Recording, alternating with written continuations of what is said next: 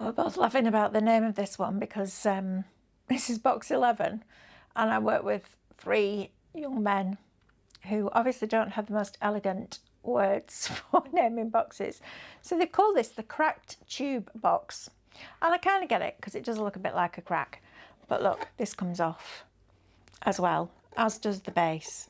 So you could have it that way as a box if you wanted to, and both parts come apart like that. It just made me laugh. So let's have a look at the nets for this. So we've got box 11. This is the lid. So you can see you've got the back, the 2 sides, the lid top and the front, and then you've got the box base. So where this goes up, that goes in. So they meet and sit next to each other. So let's start with the lid first of all. So I'm going to start with the top and we're going to stick all the pieces onto here. This would be nice for Easter, actually, because you could probably get a tube of mini eggs, something like that in there, I would have thought. Tube of Smarties, because the lid and the base both pull away, you could put something taller in if you wanted to. So you could make a box, put tea lights in there if you wanted. You know, just quite versatile box, really. So then we need the side. So the tab always needs to be on the right hand side of the piece, and you might be looking at the side and going, but it's on the bottom. But if I turn it that way, it's on the right, going all the way around.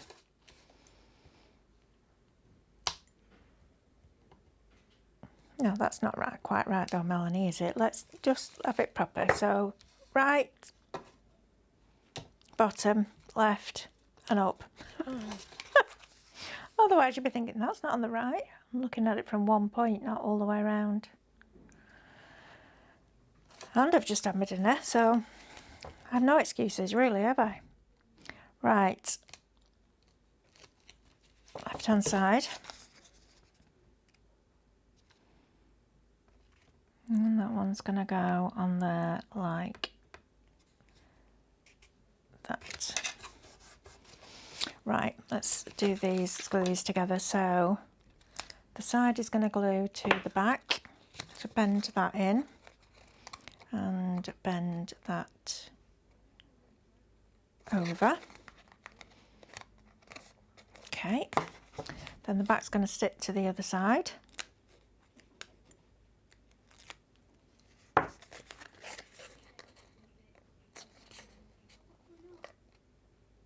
And these actually would be really nice at Christmas, cut out gold card, because you could have them, they almost look like, a bit like a crown.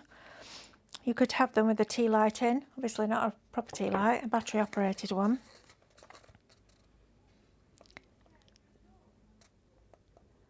But they might look quite nice on the table.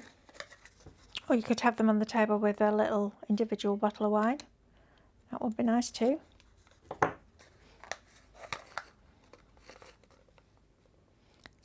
Going to pop that on there. Okay, so that's our lid like that. As I said, you could use it like that and decorate the sides. And then let's do the box base. So we've got the back, the side,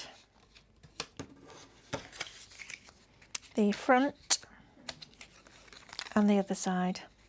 Okay, so we're remembering that a tab always goes to a straight edge.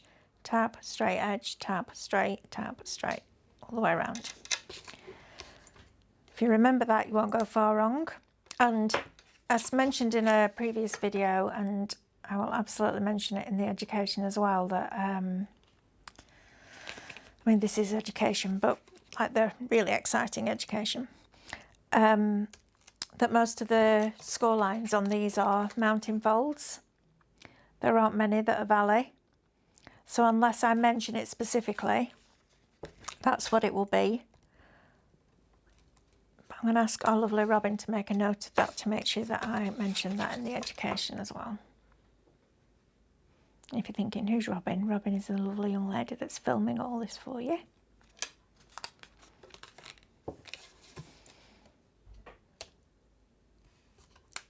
Right, so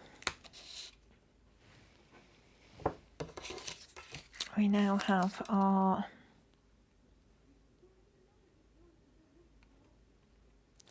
box base all glued together. So basically this is what the net is, but you can resize that. That's quite a good one actually, to just resize. So I would, it depends on the tube that goes in the middle, what size you want that to be. The reason that we've done nets and resize files is because sometimes when you make a net, which is all the pieces already welded together, if you like, or glued together, it's quite big on a 12 by 12 mat already, so you haven't got much scope to resize, which is why I asked them to do the nets and then the resize file. But the first resize file will be exactly the same size as the net, so you use the patterned panels from the resize files as they are for the nets. So there you've got your positive and negative. Okay, so if we did that, it will sit on top of each other perfectly. Right, so the next bit is the tube, centre of the box. So again, this is the net, and this is what I mean. You would probably get 50, 60 sizes in millimetre increments out of this, but if you wanted to go much bigger, you would have to either rotate it and use a 12 by 24 inch mat, or use the resize files. And I just think, you know what, for the sake of a bit of tape, we might as well have had the resize files on there as well. So you've got all 4 pieces, and we're just going to stick those together, and then these panels at the bottom are the bits that strengthen it. Okay, and there's no base to this, so don't think where's the base, there isn't one. It's an open tube. The base is that bit and the lid is that bit that we've already done. Okay, you'll see that when I put the box together. Right, let's get this tape off here. One. So this is the side. We'll stick this to, it doesn't really matter, it's just, they're all exactly the same, but I just wrote the names on so it was easier for you to see. So then the next piece comes off. Like that.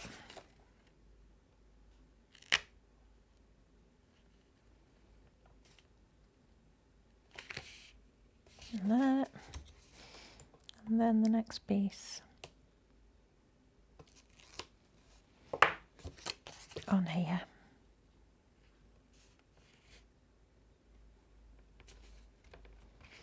The good thing about red line tape, which I'd never really noticed up till now, is that it is quite shiny.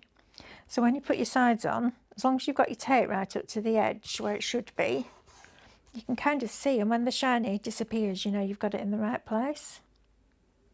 But that's making sure that you've got the tape lined up straight as well. So, right, so what I'm going to do with this one is turn this over. I've got my gluey tab here that's still sticky, and I'm going to fold this in half. And that should then, she says, actually it's easier for me to do it this way, but that is a good way of doing it if you're not in a rush. Not that I'm in a rush, but you know what I mean, time constraints and all that.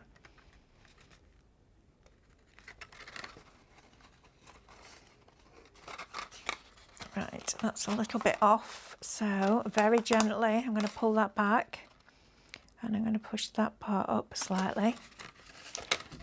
It's a bit fiddly with having these bits in, so bend one of those back,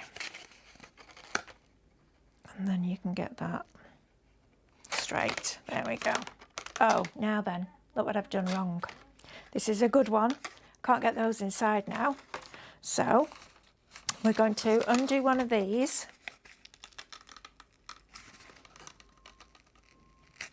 Okay, so very gently. We're not pulling at it, we're just very, very gently peeling this back. And actually, it's not very hygienic with everything that's going on in the world, but if you're at home, in the comfort of your own home, you can breathe on it. And your breath just moistens the glue a little bit and helps it to stick down. So you're going to put your reinforcements inside. Lesson learnt. There we go. We all do it. So we're going to put glue and reinforce these pieces now. And glue that one down there.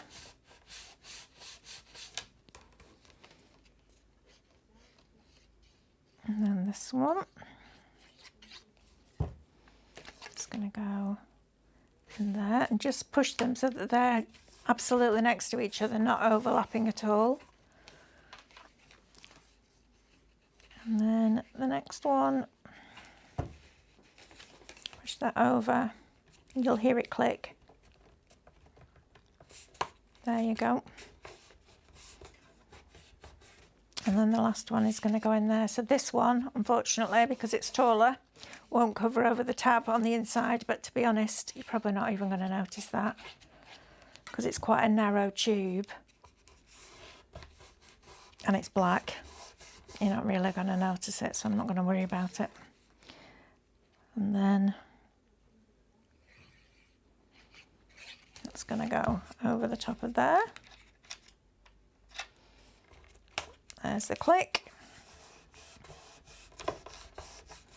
And I'm also mindful that I haven't got any cover left on this, so I'm now going to fold this in. Now this needs burnishing again because it's now sturdy, very sturdy.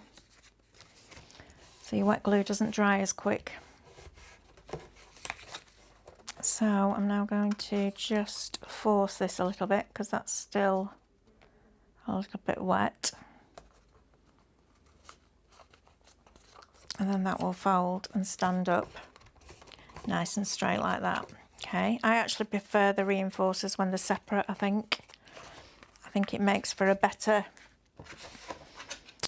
box. It doesn't stress the joins as much. So if you wanted to, you could actually trim across that perforation line and take a slither off each one of those. It's up to you. And then that will go into, that's the bottom one.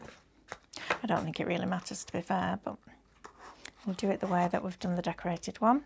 And then that will sit on there.